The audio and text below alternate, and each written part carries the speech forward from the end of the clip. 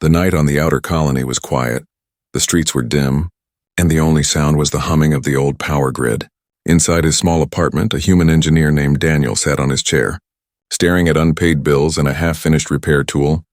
His life had become a cycle of work, eat, and sleep. There was no family, no laughter, only silence around him. Then suddenly there was a knock on his door. Not the loud knock of neighbors or officers, but a soft, careful sound as if someone was afraid to disturb him. Daniel frowned. Visitors were rare, and at this hour they were almost impossible. He got up, slowly walked to the door, and opened it. Standing in the hallway was a girl, not human. Her skin faintly shimmered under the pale light, her eyes large and glowing softly. She held a small, worn bag in her hand.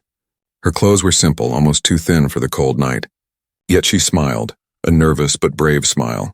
"I cannot pay rent," she said quietly. Her voice was soft, almost like music. "But I can do what a man loves most.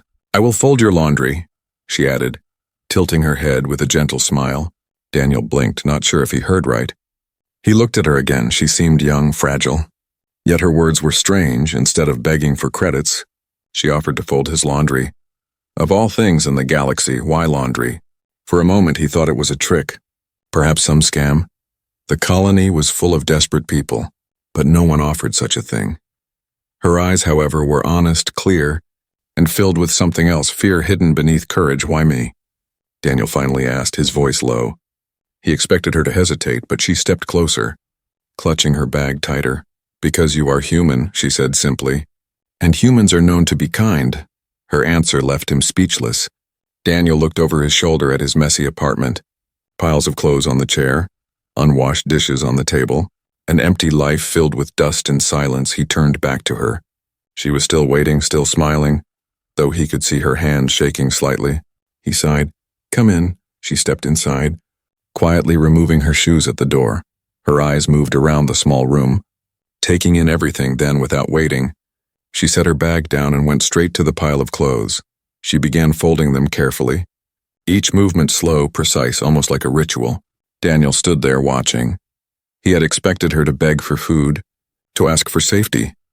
But instead she folded his laundry with gentle hands. It felt unreal. "What's your name?" he asked after a while. She paused, her fingers brushing the cloth. "Lyra," she whispered, then continued folding. Her touch was different. It was as if she was giving respect to each piece of fabric, smoothing out every wrinkle with care. She placed the clothes neatly on the table, arranging them as though they were something precious. Daniel had never seen anyone fold clothes like that. For him, laundry was a boring task, something to push aside, but watching her, he felt calm, as if his room was slowly changing from a place of emptiness to a place of warmth. Still, questions filled his mind. Who was she? Why was she here? Why would an alien girl offer to fold laundry instead of asking for credits or shelter openly? He noticed her smile waver once when she touched one of his shirts. Her eyes grew glassy for a second, as if a memory hurt her. Then she quickly blinked and smiled again, hiding the sadness. Daniel leaned back against the wall. "You know, folding clothes won't pay off rent here," he said carefully. She nodded, not looking up. "I know, but it means something," she whispered. "On my world, folding fabric is trust. It means you want to belong." Her words sank deep into him. It was not just about laundry. It was her way of asking for a place, for safety, for acceptance. He felt the weight of silence return. Heavier than before, the girl was not just desperate. She was running from something. He could see it in the way she kept glancing at the door, the way her shoulders tensed at every small sound outside. Daniel had a choice: ignore her and send her away, or let her stay and risk whatever trouble she carried. His instincts told him this was not simple. The girl at the door was more than she seemed. The night grew colder, but inside his small apartment, the air had changed. A story had begun, and Daniel knew it would not be an ordinary one. The morning light crept through the narrow window, casting soft lines across the small apartment. Daniel woke to the faint sound of fabric being folded. He rubbed his eyes, half expecting last night to be a dream. But there she was, Lyra, kneeling beside the pile of clothes, her hands moving gently, each motion filled with purpose. Daniel sat up, still confused. "You're serious about this laundry thing, aren't you?" he asked, his voice heavy with sleep. Lyra looked up, her glowing eyes catching the sunlight, and smiled. "Yes, I promised," she said. Folding cloth is not work, it is meaning, he frowned, watching her fold one of his old uniforms with care. Meaning? He repeated. It's just laundry. She shook her head softly. Not on my world. Her hand smoothed the wrinkles in the fabric as if she was taming something alive. On my planet, when we fold fabric for someone, we honor them. We show that we respect their spirit. Daniel leaned against the wall. Trying to understand, it sounded strange, even silly, yet the way she spoke carried weight. He could see it in her eyes. It was not a chore, it was almost sacred. She stacked the folded clothes in a neat pile, then continued. My people believe every fold tells a story. A shirt folded with care is a wish for safety. A blanket folded neatly is a promise of comfort. Even small cloths folded properly mean the person will not be forgotten. Daniel raised an eyebrow. So right now you're telling stories with my dirty laundry? Lyra laughed softly, a sound that surprised him. It was light, musical, not what he expected from someone who appeared at his door so desperate. Yes, she said. Your clothes speak of long days, of hard work, and of loneliness. Her voice lowered at the last word, and for a second her smile dimmed. Daniel's chest tightened. He did not like how easily she could read his life from a pile of wrinkled fabric. Still, he did not stop her. Her presence was strange but calming. She reached into her small bag and pulled out a piece of cloth he had not seen before. It was deep blue with silver threads woven into patterns that shimmered faintly. She laid it on the table and began folding it with slow, deliberate movements. What's that? He asked, curiosity breaking through his guarded tone. A memory, she said simply. Her hands trembled slightly as she folded the cloth. It belonged to my sister. Daniel watched closely. Her face had softened, and for the first time he noticed the sadness in her eyes. She folded the cloth once, then again, her fingers brushing it as though it was something fragile. She is gone now, Lyra whispered, but when I fold her cloth... I keep her close. The room grew quiet. Daniel felt an ache he had not expected. He did not know this girl, did not know her sister, but the weight of her words pulled at him. He had lost people too, friends, family, all gone in wars or distance. He understood the pain of holding on to something small because it was all that remained. Lyra placed the folded blue cloth carefully back into her bag, then smiled again, though her smile was weaker now. You see, folding laundry is not nothing, she said gently. It is remembering. It is belonging. Daniel nodded slowly. I guess. I never thought of it like that, he admitted. For him, clothes had always been just another task. But through her, they seemed like symbols of life. As the day passed, she continued folding, but also began helping in other small ways. She cleaned his table, arranged the tools, even cooked a simple meal with what little he had in the kitchen. Her movements were efficient but graceful, as if she had been trained for it. Or maybe it was simply her nature. Daniel felt uneasy, though. He could not ignore the question burning in his mind, why was she really here? Why his apartment of all places? Folding laundry was just the excuse, he was sure. Later, as she was hanging a shirt by the window to dry, he asked again, What are you running from, Lyra? She froze for a second, the shirt in her hands.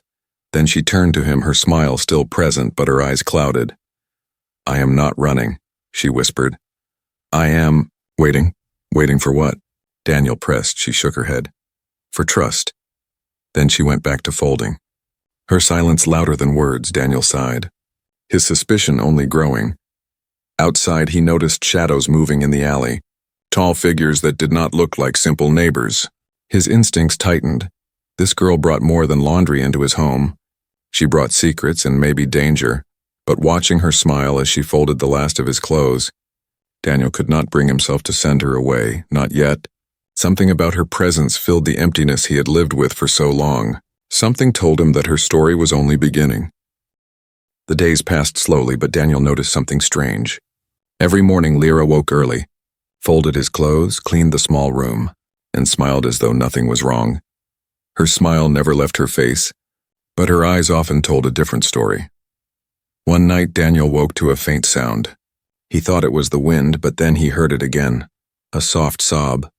He sat up and looked across the dimly lit room. Lyra was sitting on the floor, her knees pulled to her chest, her face buried in her arms. She was crying quietly. Her shoulders trembling, Daniel hesitated. He was not good with emotions, not anymore. Life had hardened him, yet something about her small frame shaking in the corner made his chest ache. He stood, walked closer, and spoke gently. "Lyra." She quickly wiped her tears with the back of her hand and looked up. Forcing a smile, "I am fine," she whispered, her voice breaking. "No, you're not," Daniel replied softly. "Why are you here? Why me?" "Tell me the truth." Her smile wavered, then fell completely. Her glowing eyes glistened with fresh tears. "Because I cannot go anywhere else," she admitted. "They will find me if I leave. And I do not want to be taken again," Daniel frowned. "Taken? By who?" She lowered her head, her voice barely above a whisper. "Enforcers." The word sent a chill down his spine. Enforcers were feared across the colonies. They were not police, not protectors. They were hunters, working for those with money and power. They found people who escaped contracts. Debts or worse. Daniel narrowed his eyes. "What did you escape from?" Lyra hugged her knees tighter. "I was sold," she said, her voice trembling. "On my world, families with debt can give away daughters to contracts. I was given to men who treated us like property, not people. I ran.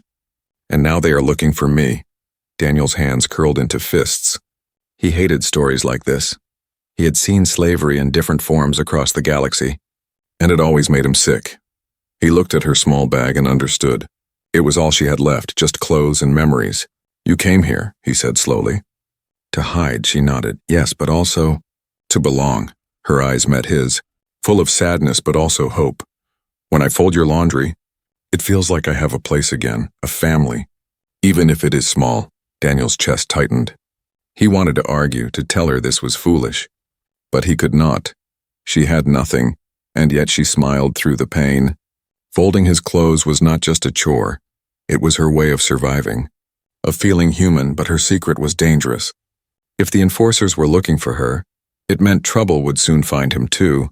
That night Daniel could not sleep. He kept hearing her words. "I will not be thrown away again." They echoed in his mind like a wound that would not close. He realized she had lived her whole life fighting to be seen as more than an object. And now she was clinging to something as simple as folding laundry. The next morning, Lyra acted as though nothing had happened. Her smile was back, her voice light. She cooked a small meal with the little food he had, and she hummed softly while cleaning. It was as if the crying never happened. But Daniel had seen the truth behind her smile, and now he could not unsee it. Later that day, when he stepped outside to check the colony's power circuits, he noticed figures in the distance, tall and broad with glowing visors. They were scanning the area slowly, asking questions. His stomach dropped. Enforcers. He returned quickly, shutting the door behind him. Lyra was folding a blanket, her hands steady but her body tense. She did not need to ask what he had seen. "She already knew. They are close, aren't they?" she asked softly. Daniel nodded. "Too close." She set the blanket down and whispered, "Then I will not stay long. I do not want you hurt because of me." Her words cut through him. Sharp and heavy, he realized she was ready to leave, ready to face the hunters alone rather than bring danger to his door. For a long moment, Daniel said nothing. He looked at the pile of neatly folded clothes, each one carrying her care. Her silent plea to belong. He thought of her tears, her broken voice when she spoke of being sold, and her stubborn smile that tried to hide it all. Finally, he shook his head. "No, you're not leaving," he said firmly. "Not like this." Lyra's eyes widened. "But," he raised a hand, "I don't know why you chose my door. But you did, and I won't throw you out. If they want you, they'll have to go through me first." For the first time, her smile was real, not forced. It lit up her face. "Fragile but warm," she whispered. "Thank you," but outside, in the shadowed corridors of the colony, the enforcers were still searching, and Daniel knew it was only a matter of time before they came knocking. The colony block was quiet that night, too quiet.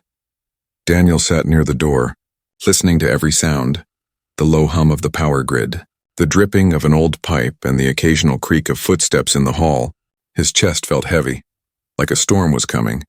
Lyra sat by the table, folding a shirt, her hands steady but her eyes kept flicking toward the door. She tried to smile, but Daniel noticed the way her fingers shook when the sound of boots echoed faintly outside. "They are here," she whispered. Not looking up, Daniel nodded. "I saw them earlier. They're checking rooms one by one." Her face grew pale.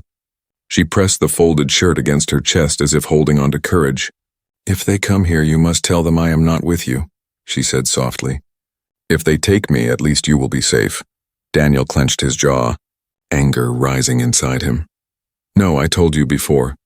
I won't let them." She opened her mouth to argue, but a sudden noise in the hallway silenced them both. Heavy footsteps, slow and measured, like hunters circling their prey. Shadows passed under the thin crack of the door, tall and sharp. The air grew tense. Daniel motioned for Lyra to stay quiet. He reached for a small tool from his workbench, a plasma wrench. It was not a weapon, but it was all he had. His heart pounded as the footsteps stopped right outside his door. "Knock, knock." The sound was loud, commanding. "Open," a voice ordered, deep and metallic. The kind of voice that carried no emotion, only authority. Daniel froze. Lyra's hands clutched the fabric so tightly her knuckles turned white. Her glowing eyes filled with fear. Another knock, harder this time. "Open the door," the voice repeated. Daniel glanced at Lyra. She shook her head quickly. Tears brimming in her eyes, he could read her thought clearly. If he opened the door, she was gone. He took a breath, forced his voice steady, and called out, "Who is it?" "Colony inspection," the voice lied. "We are looking for escaped property." "Do not resist." Daniel's blood boiled. They called her property, not even a person. He gripped the wrench tighter, fighting the urge to open the door and swing it at them. Instead, he said firmly, "There's no one here but me." Silence followed, then a faint sound of static, like the enforcer was speaking through a comm. After a long moment, the footsteps moved away, slow and deliberate. But Daniel knew they were not gone. They were only circling, waiting. Lyra let out a shaky breath, her body trembling. "They know," she whispered. "They can smell fear. They will not stop until they find me." Daniel turned to her, his expression hard. "Then we make sure they don't." For the next hour, he checked the small apartment, sealing windows, locking vents, and preparing whatever tools he could find. Old wires, sheets, and broken parts turned into makeshift defenses. Lyra helped, folding the fabric into tight bundles. Tying knots with skilled fingers, she moved with quiet determination. Though fear still lingered in her eyes as they worked, she finally spoke again. "You don't understand what they do when they catch someone." Her voice shook. "They break you. They erase who you are until you are nothing but a shadow." Daniel stopped, looking at her. "Is that what happened to your sister?" Lyra froze, her hand still on the fabric. After a long silence, she nodded. "Yes, she never came back. Only her cloth did." Her voice cracked, and she quickly blinked away tears. "That is why I ran." Daniel felt a weight press against his chest. He wanted to say something to comfort her, but words felt too small instead. He placed a hand on her shoulder, steady and firm. "You're not going back," he said simply. The night stretched on. Outside, the hall grew busier, boots echoing, voices murmuring. At one point, the power flickered. Plunging the block into darkness, Daniel and Lyra sat in silence, listening to the shadows moving closer. Then came another knock, softer this time, like a trap. "Human," the metallic voice called. "We know she is inside. Hand her over, and you will not be harmed." Lyra's breath caught in her throat. Her eyes filled with tears. "They will kill you," she whispered. "Please let me go." Daniel shook his head, gripping the wrench tighter. "If they want you, they'll have to fight me first." For a moment, silence filled the room, broken only by the faint hum of the power grid. Then a sound echoed through the hall, the unmistakable hiss of doors being forced open. The enforcers were not asking anymore, they were coming. Daniel looked at Lyra, her small frame trembling, yet her eyes glowing brighter now. Defiant despite her fear, she whispered, "Then we fight together." And in that moment, Daniel realized the truth. She had never been just a helpless girl folding laundry. She carried the spirit of someone who had survived too much, who refused to be erased. Together, they would face the shadows in the hall. The sound of heavy boots drew closer, the metal groan of reinforced steps shaking the floor. Daniel's heart pounded, but his resolve was clear. The storm had arrived at his door, and there was no turning back. The hallway outside shook with the sound of metal boots. Each step echoed like thunder in the narrow walls of the colony block. Daniel stood near the door, gripping his plasma wrench, his jaw tight. Lyra crouched near the table, folding the last piece of cloth as though it gave her strength. "They will break in," Daniel muttered, his eyes fixed on the door. Lyra's glowing eyes lifted to him, soft and sorrowful. "You do not have to fight for me," she whispered. "If I go quietly, they will not harm you. It is me they want." Not you, Daniel shook his head, his heart pounding. That's not how this works, he said. If I give you up, I'm no better than the men who sold you. No better than the ones who treat people like things. Lyra looked down, her hands tightening on the folded cloth. You will die if you resist, she said, her voice trembling. I don't want you to die because of me. Daniel stepped closer, kneeling so his eyes met hers. Listen, when you came to my door, you thought folding my laundry was enough to earn a place, he said. But you don't have to earn anything. You deserve to live free, not as someone's property. That's worth fighting for. Her lips trembled. But she nodded, tears shining in her eyes. For the first time, her smile faded completely. Replaced by raw truth, the door shook violently, the lock groaning under pressure. The enforcers had begun forcing their way inside. Daniel's stomach tightened. He had no armor, no weapons. Just a stubborn will and scraps of cloth. He turned to Lyra. Can you help me? Can your traditions, whatever you know, help us survive this? Lyra blinked, surprised by his question. Then slowly she nodded. Yes, she said softly, we have tricks. Ways to turn cloth into tools, but it will not stop them forever. Only delay them. Delay is enough, Daniel replied firmly. We need time, not miracles. Together. They worked quickly. Lyra tore strips of fabric, knotting them into cords and snares. Daniel tied them to the doorframe, creating trip traps. They stretched sheets across the hallway entrance like nets. Daniel smeared oil from his workbench onto the floor, making it slick. It was crude, desperate, but it was something. As they finished, Lyra placed the folded blue cloth from her bag into Daniel's hands. This is my sister's memory, she whispered. If I fall, keep it safe. Daniel stared at the delicate fabric, the silver threads glimmering faintly. His chest tightened. He shook his head, pushing it back into her hands. No, he said firmly, you're not falling. Not tonight. The door cracked with a loud metallic snap. Dust fell from the hinges. Lyra grabbed a folded blanket, holding it like a shield. Daniel raised the wrench, his knuckles white.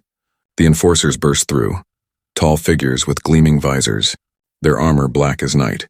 The first one stepped in, only to slip instantly on the oiled floor, crashing to the ground. The second stumbled into the sheet stretched across the hallway. His arms tangled. Daniel swung the wrench. Striking hard against the helmet, sparks flew. Lyra darted forward, throwing the blanket over another enforcer's head. Twisting it tight, the alien thrashed, blinded. As Daniel struck again, the small apartment filled with chaos, shouts, crashes, the hiss of energy weapons charging. Run! Daniel shouted, but Lyra refused. She stayed at his side, using every scrap of cloth as a weapon. Binding arms, blinding eyes, slowing them down. Her movements were fast, precise, as if folding had turned into fighting. Daniel realized something. This was not just survival. This was resistance. Lyra's people had hidden strength. Strength that looked simple but carried deep meaning. But the enforcers were too many. One grabbed Daniel by the arm, slamming him against the wall. His wrench clattered to the floor. Pain shot through his body. He gritted his teeth, refusing to give in. Lyra screamed his name. She threw herself at the enforcer, wrapping a sheet around its neck, pulling with all her strength. For a moment, the giant stumbled, giving Daniel the chance to break free. He grabbed his wrench and struck again.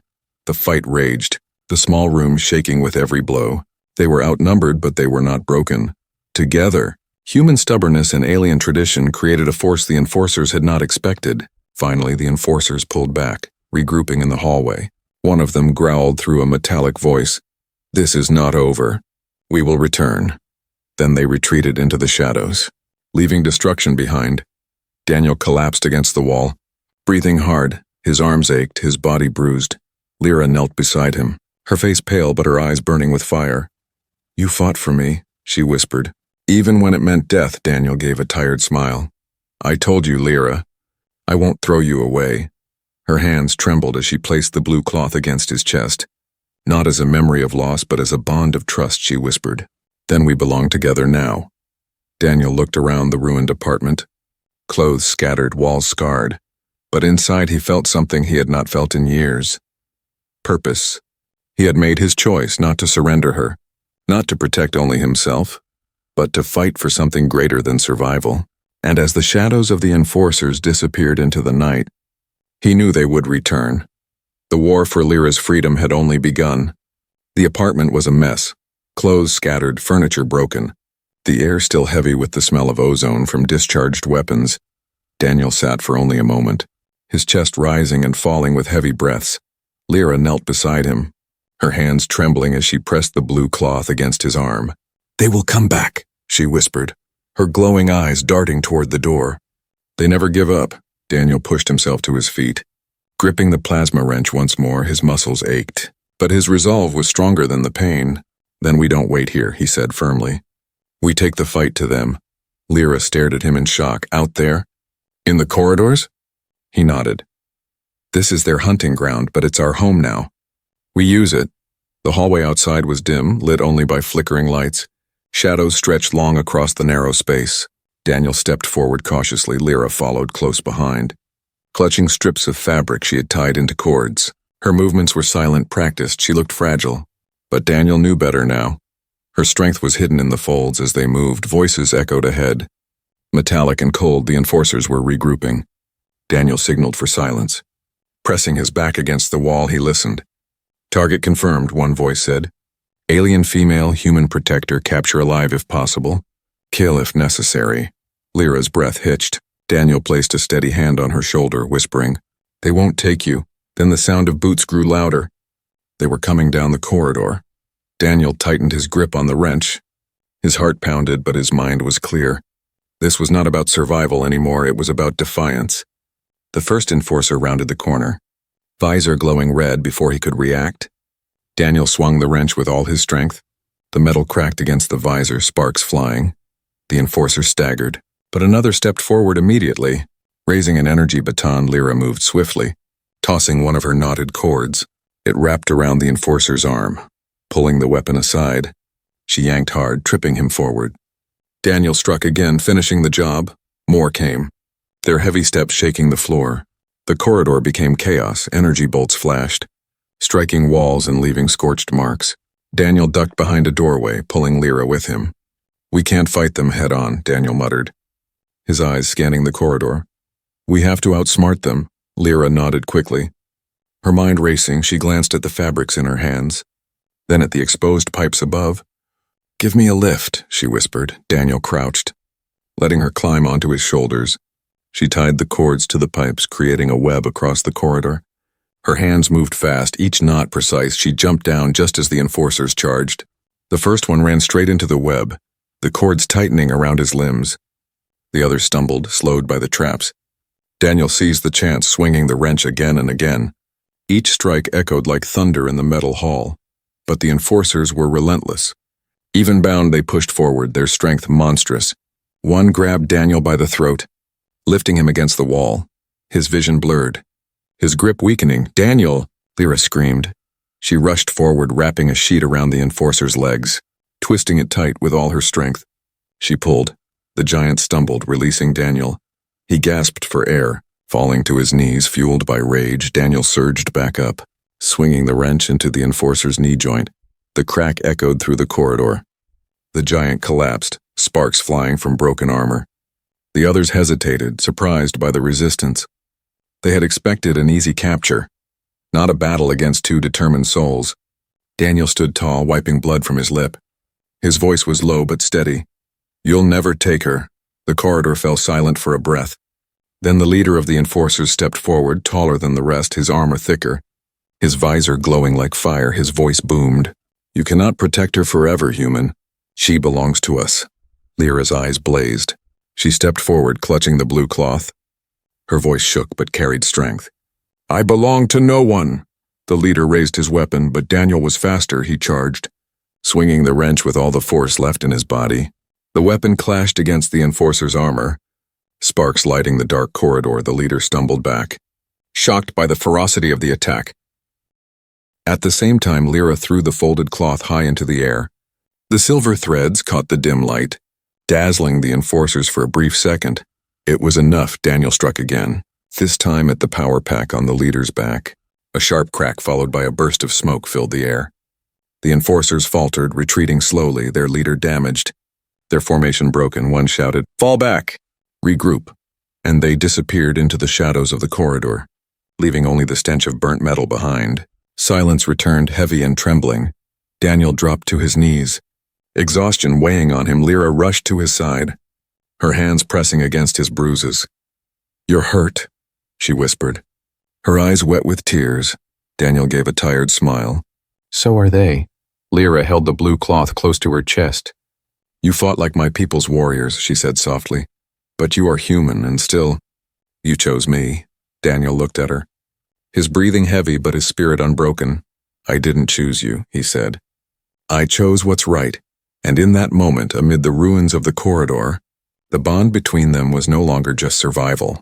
It was trust forged in fire and shadows. But Daniel knew the enforcers would not stop. The clash was only the beginning of a larger war. The corridor was silent after the battle. Smoke lingered in the air, and the floor was littered with scraps of armor and broken cords. Daniel leaned against the wall, his chest heaving, his body bruised but his spirit unbroken. Beside him, Lyra knelt, clutching the blue cloth close to her heart, her glowing eyes filled with both relief and fear. "They will come back," she whispered, her voice barely audible. "Enforcers never forget.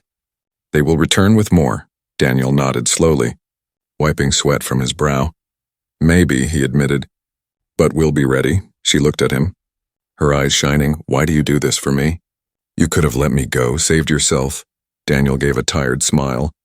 "Because no one deserves to be treated like property," he said. "You knocked on my door, and that means something. Maybe I was waiting too without knowing it." Lyra lowered her gaze, her fingers brushing the silver threads of her sister's cloth. Her voice trembled.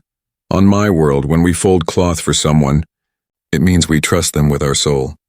I folded your laundry because I wanted to belong, to not be forgotten, and now, you fought for me more than even my own people would." Daniel felt a heaviness in his chest, not from exhaustion, but from the weight of her words. He had lived in silence for so long, with no reason to care, and yet this alien girl, with her fragile smile and trembling hands, had given him purpose again. They returned to the apartment slowly, the hallway quiet. Lyra set to work immediately, picking up the scattered clothes, folding each one with steady hands. Her face was pale, her body exhausted, but she folded anyway, as if the act itself gave her strength. Daniel watched her for a while before finally asking, "Why folding? Why not something else?" She paused, holding a shirt close. "Because folding is order," she said softly. "When life is chaos, we fold. We bring pieces back together. It is how we heal." Daniel let her words sink in. He looked at the neat piles forming again on the table, and for the first time, his apartment no longer felt empty. It felt alive, filled with warmth that no battle could take away. Later that night, as they ate a small meal together, Daniel noticed how the shadows on her face had softened. She no longer looked like a runaway, but like someone who finally had a place. "You can stay here," he said quietly. "Not just for tonight, but for as long as you want. This is your home now, too." Lyra's hands froze over her bowl. Her eyes widened, shimmering with tears. "My home?" she whispered, as if the word was something foreign. "Yes," Daniel said firmly. "A home is not about walls, it's about trust. You trusted me with your secret, I trust you with my life. That makes this our home." Tears spilled down her cheeks, but her smile was bright, real. She pressed the blue cloth against her chest, whispering, "Then I am not alone anymore." The days that followed were not easy. The enforcers did not return immediately, but whispers spread through the colony. Some neighbors had seen the fight. Others had heard the shouts. Daniel knew it was only a matter of time before more trouble came. But he also knew something had changed. Lyra no longer folded his laundry just to survive. She did it with joy, humming softly, telling him stories of her people. She explained how each fold carried meaning, how even a torn cloth could be given dignity. Daniel listened, learning from her, finding beauty in things he had once ignored. Together they repaired the damage in the apartment, turning the broken space into something warm. She placed her folded piles on shelves. He fixed the wiring. She cooked simple meals. He secured the doors. Slowly, the silence of his old life was replaced by laughter, by conversation, by trust. One evening, as the suns of the colony dipped low, Daniel sat on the balcony with her, watching the lights of the settlement flicker in the distance. "You know," he said, "humans have a saying. Sometimes family isn't given. It's chosen." Lyra tilted her head, her smile soft. "Then I choose you," she whispered. Daniel chuckled, shaking his head. "Guess I don't have a choice now either." The two sat together, silent but content. In the distance, shadows still moved, reminders of the danger that lingered, but inside that small apartment, there was something stronger than fear. Lyra looked at the neatly folded laundry stacked on the table, each pile a symbol of her journey. "When I first came here," she said softly, "I thought I was offering you something small, just folding clothes. But now I know it was not about laundry, it was about trust. And you gave it back to me." Daniel nodded, his eyes steady. "And you gave me back my life. In the end, the enforcers would still hunt. The galaxy would still be cruel, but in that quiet room, two souls had found each other, a human who had nothing, and an alien who had lost everything, together. They had created something rare in the dark universe, a home built not on power or wealth, but on kindness, trust, and the simple act of folding cloth.